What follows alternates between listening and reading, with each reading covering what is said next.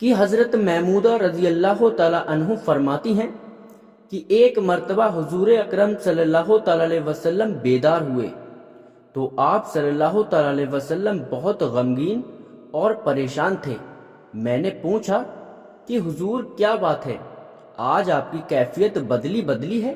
آپ صلی اللہ تعالی علیہ وسلم نے ارشاد فرمایا کہ جبریل علیہ السلام نے رات آنے کا وعدہ کیا تھا مگر وہ طے کیے ہوئے وقت پر آئے ہی نہیں۔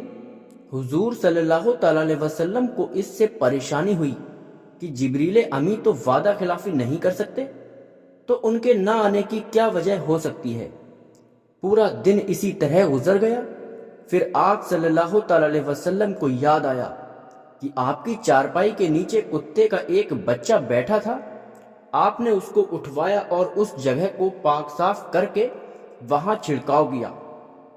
اس کے بعد حضرت جبرائیل علیہ السلام تشریف لائے تو آپ صلی اللہ تعالی علیہ وسلم نے طے کیے گئے وقت پر نہ آنے کی شکایت کی، تو حضرت جبرائیل علیہ السلام نے عرض کیا کہ یا رسول اللہ صلی اللہ تعالی علیہ وسلم، آپ کی چارپائی کے نیچے کتا بیٹھا تھا اور ہم اس گھر میں داخل نہیں ہوتے جس میں کتا یا تصویر ہو، بلکہ ایک اور حدیث میں یوں ملتا ہے کہ حضور صلی اللہ تعالی علیہ وسلم نے ارشاد فرمایا، جو شخص شکار یا ریوڑ کی حفاظت یا کھیتی کی حفاظت کے علاوہ کتا پالتا ہو، اس کے اجر سے ایک قرات کم کر دیا جاتا ہے۔ تو دوستو، ثابت ہوا کہ گھر میں فرشتے کے داخل نہ ہونے کی اور برتن ناپاک کرنے اور دوسری بہت سی وجہ پر کتا گھر میں رکھنے سے منع کیا گیا ہے۔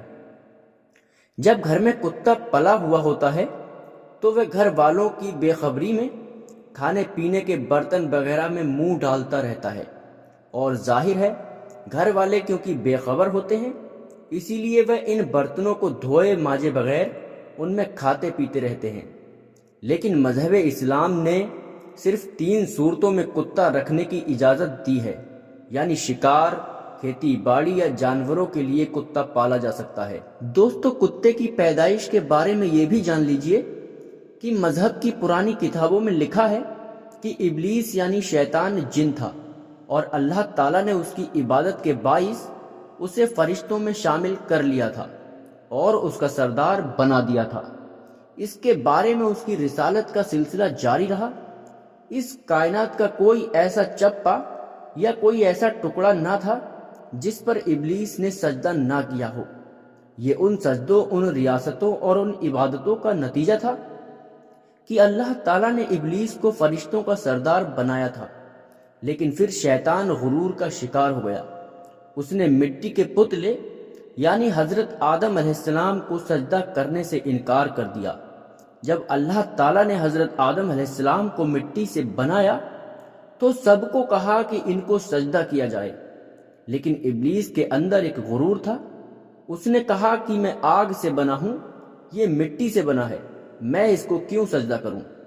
اس نے سجدہ کرنے سے صاف صاف انکار کر دیا، اور یہاں سے اچھائی اور برائی کی طاقتوں کے بیچ جنگ شروع ہو گئی۔ محدثین نے لکھا ہے کہ جب شیطان کو حضرت آدم علیہ السلام کو سجدہ کرنے کا حکم دیا گیا تو اس نے حضرت آدم علیہ السلام پر حقارت سے تھوک دیا تھا۔ شیطان کا تھوک حضرت آدم علیہ السلام کے پیٹ پر گرا، اور اس کے بعد اللہ تعالیٰ نے حضرت جبرائیل علیہ السلام کو تھوک والی جگہ سے مٹی نکالنے کا حکم دیا۔ حضرت جبرائیل علیہ السلام نے یہ مٹی نکالی تو حضرت آدم علیہ السلام کے پیٹ پر ایک چھوٹا سا سوراخ بن گیا۔ یہ سوراخ ناف کی شکل میں آج بھی ہمارے پیٹ پر موجود ہے۔ اللہ تعالیٰ نے اس ناف کی مٹی سے جس پر شیطان نے تھوکا تھا، اس سے کتے کو بنایا۔ کتے کی پیدائش کے بارے میں دوسری روایت یہ بھی ملتی ہے کہ جب حضرت آدم علیہ السلام اور حضرت اماں حوا کو اللہ تبارک و تعالیٰ نے زمین پر بھیجا تو شیطان نے زمینی درندوں کو بلغلایا کہ وہ ان دونوں کو کھا جائیں، تو تب اللہ تبارک و تعالیٰ نے کتے کو پیدا کیا، جس نے آدم علیہ السلام اور حضرت اماں حوا کی ان درندوں سے حفاظت عطا فرمائی۔ یعنی کتے کی پیدائش حضرت آدم علیہ السلام کو زمین پر بھیجنے کے فوراً بعد اللہ تبارک و تعالیٰ نے فرمائی۔ دوستو کتے کی 3 خصلتیں ہوتی ہیں۔ یہ انسان سے محبت کرتا ہے۔ کتا انسان سے محبت کیوں کرتا ہے وہ بھی اس ویڈیو میں ہم آپ کو بتائیں گے، کیونکہ انسان بھی مٹی سے بنا ہوا ایک پتلا ہے اور کتا بھی مٹی سے بنا ہے، اس لیے کتا انسان سے محبت کرتا ہے۔ کتے کے بارے میں اگر آپ کو یہ بتایا جائے کہ یہ رات کو کیوں جاگتا ہے، اس کی وجہ یہ ہے کہ مٹی کو حضرت جبرائیل علیہ السلام کے ہاتھ لگے تھے۔ اور ہاں، کتا انسان پر بھونکتا کیوں ہے؟ یہ انسان پر کیوں بھونکتا ہے؟ اس کی وجہ یہ ہے کہ اس کی مٹی میں شیطان کا تھوک ملا ہوا ہے، اور کتا دنیا کا وہ اکیلا جانور ہے جو شیطان کو دیکھ سکتا ہے۔ شاید یہی وجہ ہے کہ رات کے اندھیرے میں جب شیطانوں کے قافلے آسمان سے اترتے ہیں تو کتے کے اوپر دیکھ کر خوفناک آواز نکالتے ہیں۔ دوستو غیر مسلم قومیں، خاص کر یورپ میں، اب تو کتے کو گھر کا ایک افراد سمجھا جاتا ہے۔ جن عورتوں نے کتے پالے ہوتے ہیں وہ کہتی ہیں کہ اگر تمہیں مجھ سے محبت ہے تو میرے کتے سے بھی محبت کرنی ہوگی۔ یہاں تک کہ یورپ میں کتوں سے محبت اب حرام کاموں میں بدل چکی ہے۔ بس یہ بات یاد رکھیے، کتا چاہے کتنا بھی وفادار کیوں نہ ہو، اگر آپ نے کھیتی کی حفاظت، شکار یا اپنے جانوروں کی ریوڑ کی حفاظت کے لیے نہیں پالا تو روزانہ آپ کے اجر سے 1 قرات کم کیا جائے گا۔ اور یہ بھی یاد رکھیں کہ حضور اکرم صلی اللہ تعالی علیہ وسلم نے 1 قرات کو احد پہاڑ سے تسبیح دی ہے۔ اب آپ خود ہی اندازہ کر لیجئے کہ جس طرح اجر آپ روزانہ گوا رہے ہیں۔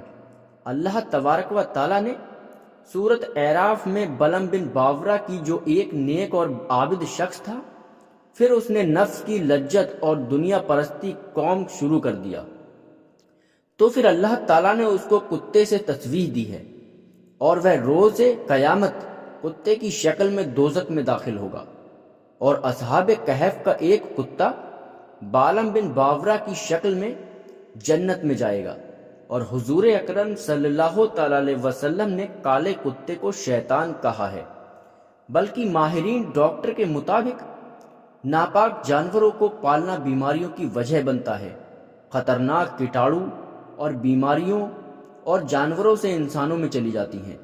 رسول کریم صلی اللہ تعالی علیہ وسلم نے تو آج سے 1400 سال پہلے جو احکام بتائے ہیں، آج کی جدید سائنس بھی اسے سچا بتا رہی ہے۔ ماہر ڈاکٹروں کی سہمت سے رائے ملتی ہے کہ جانوروں میں پائے جانے والے خطرناک کیٹاڑو انسانوں میں چلے جاتے ہیں، جو بیماری پھیلنے کی وجہ بنتے ہیں۔ اور اسلام کی روح سے کتا ایک ناپاک جانور ہے۔ اگر ہم اسلام کی تعلیمات پر عمل کریں اور ناپاک جانوروں کو پالنے سے پرہیز کریں تو خطرات سے محفوظ رہ سکتے ہیں۔ افسوسناک بات یہ ہے کہ آج کتوں، بلیوں، دوسرے ناپاک جانوروں کو پالنے کا فیشن بن چکا ہے، بلکہ پالتو جانوروں کو اسٹیٹ سمبل سمجھا جاتا ہے۔ دوستو اسلام نے مسلمانوں کو حکم دیا ہے کہ جس برتن میں کتا منہ ڈال دے اسے پاک کرنے کے لیے 7 مرتبہ دھویا جائے، کہ ایک روایت میں 8ویں بار مٹی سے پاک کرنے کے لیے الفاظ بھی ملتے ہیں۔ آج کی سائنس بتاتی ہے کہ کتے میں انتہائی خطرناک کیٹاڑو پائے جاتے ہیں جو برتن کو بار بار دھونے سے ہی ختم ہو سکتے ہیں۔ آپ اندازہ لگائیے، اسلام نے یہی بات آج سے 1400 سال پہلے بتا دی، جب سائنس کا وجود تک نہ تھا۔ ہمیں سمجھ جانا چاہیے کہ اللہ کے پیارے نبی حضور صلی اللہ تعالی علیہ وسلم نے جو احکام ہمیں دیے ہیں، انسانیت کی بھلائی سے مان لینے میں، اس کے مقابلے میں عقل کے گھوڑے دوڑا کر دلیل دینے سے گورج کرنا چاہیے۔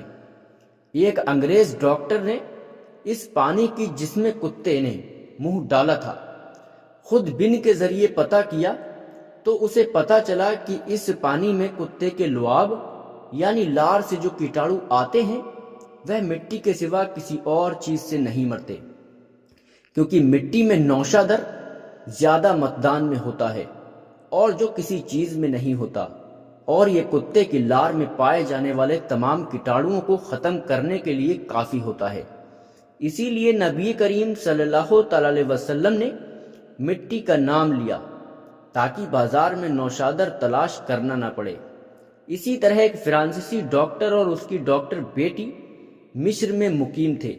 جب باپ نے یہ حدیث پڑھی تو فوری طور پر کتے کے سامنے ایک برتن میں پانی رکھا تھا۔